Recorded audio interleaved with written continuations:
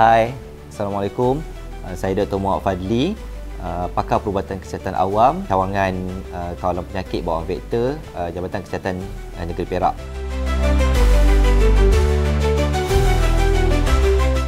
Apa beza antara chikungunya dan juga denggi? Kedua-dua penyakit ini persamaan dia adalah disebabkan mereka dikategorikan dalam penyakit berjangkit bawaan vektor. Tetapi kedua-dua ni disebabkan oleh dua virus yang berbeza lah. Denggi disebabkan oleh virus denggi, tetapi chikungunya disebabkan oleh virus alpha virus. Kenapa kita lebih risau denggi berbanding dengan chikungunya? Kerana penyakit denggi boleh menyebabkan kematian. Perbezaan kedua adalah daripada segi simptom, di mana penyakit denggi, penyakit chikungunya, simptom dia lebih ketara, especially melibatkan sakit-sakit otot. Dia lebih ketara berbanding dengan denggi.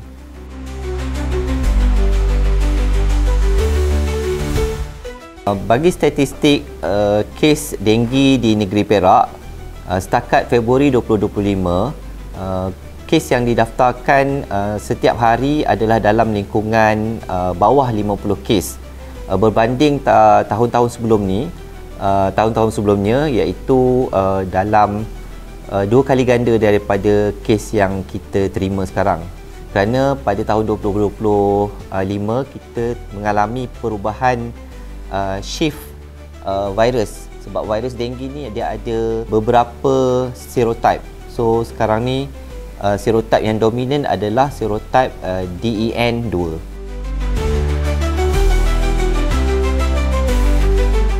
Penyakit denggi ni tiada ubat. Apa yang kita dapat bantu untuk pesakit adalah jika pesakit perlu dimasukkan ke dalam hospital, pesakit akan dirawat dengan supportive treatment, iaitu yang kita biasa dengar, pesakit dimasukkan air dalam badan kan. Kerana denggi ni menyebabkan salur-salur darah kita akan perkataannya dia bocor. Jadi air-air dalam salur darah kita akan keluar, di mana kita perlu top up, kita perlu tambah lagi air dalam badan supaya jantung dapat berdenyut dengan baik. Bagi pesakit yang tidak dimasukkan dalam ward, pesakit-pesakit digalakkan untuk meminum lebih banyak air untuk membantu badan untuk memastikan peredaran darah lebih baik selepas didiagnos penyakit ini.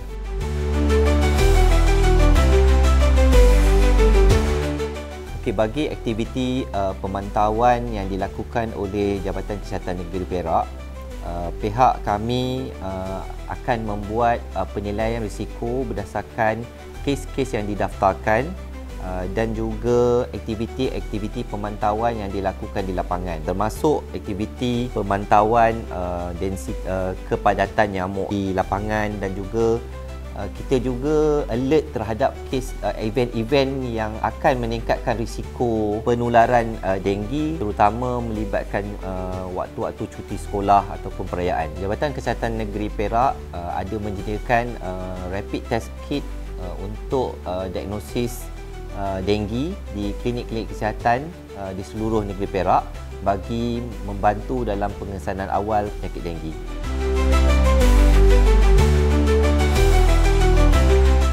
Salah satu mitos yang sering diwar-warkan oleh masyarakat adalah di mana sekiranya kita ada kes, perlu ada tindakan fogging. Ingin saya tekankan, sebenarnya tindakan fogging ni tidak banyak membantu dalam mengurangkan kes, kerana aktiviti fogging ini hanya akan membunuh nyamuk-nyamuk dewasa tetapi tidak memberi kesan kepada jentik-jentik. Walaupun tindakan fogging boleh membunuh nyamuk-nyamuk dewasa, tetapi dalam masa yang sama, aktiviti fogging juga boleh membunuh haiwan-haiwan lain seperti serangga-serangga baik, lebah, kupu-kupu, rama-rama dan haiwan-haiwan lain yang baik untuk manusia. Okay, mitos kedua yang sering saya dengar adalah di mana penduduk sering mengatakan rumah saya bersih dan saya takkan dijangkiti denggi. Ini adalah satu kenyataan yang salah lah, di mana walaupun rumah mereka bersih, tetapi nyamuk yang ada di dalam komuniti dia boleh datang ke rumah mereka walaupun rumah kita bersih.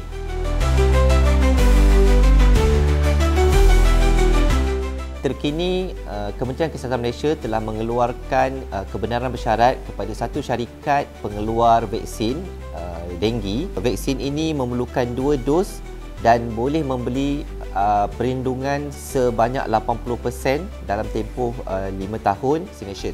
Vaksin ini kini boleh didapati di kebanyakan klinik-klinik dan juga hospital-hospital swasta, terutama di Bandaraya Ipoh, dan boleh dapatkan vaksin ini dengan bayaran yang harga yang agak berpatutan.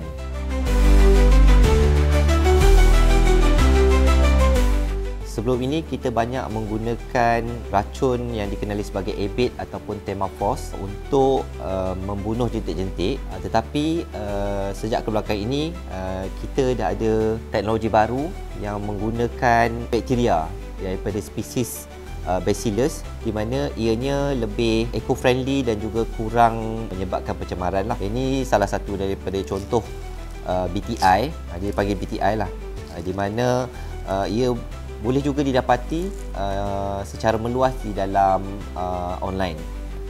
Salah satu inovasi yang disarankan oleh Kementerian Kesihatan adalah projek nyamuk berwolbachia, di mana projek ini kita akan menggunakan nyamuk yang steril yang akan dijangkitkan dengan kuman yang dipanggil Wolbachia, dan seterusnya nyamuk yang dijangkitkan dengan Wolbachia ini akan merencatkan perkembangan virus denggi di dalam badan nyamuk, dan seterusnya akan mengurangkan transmisi penyakit denggi kepada manusia.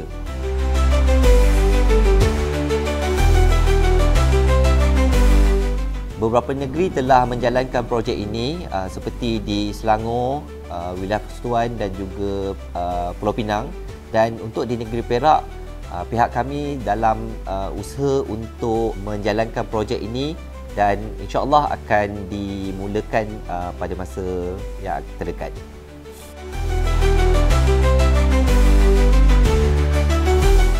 Saya ingin memberi pesanan dan juga nasihat kepada seluruh penduduk negeri Perak. Yang pertama, sentiasa menjaga persekitaran rumah dan juga lokaliti kita daripada pembiakan jentik-jentik, terutama Aedes. Seterusnya, sekiranya anda merasakan anda dijangkiti denggi ataupun di dalam lokaliti anda terdapat kes-kes denggi, saya menasihatkan agar segera ke klinik tanpa berlengah supaya dapat mengelakkan daripada komplikasi penyakit denggi.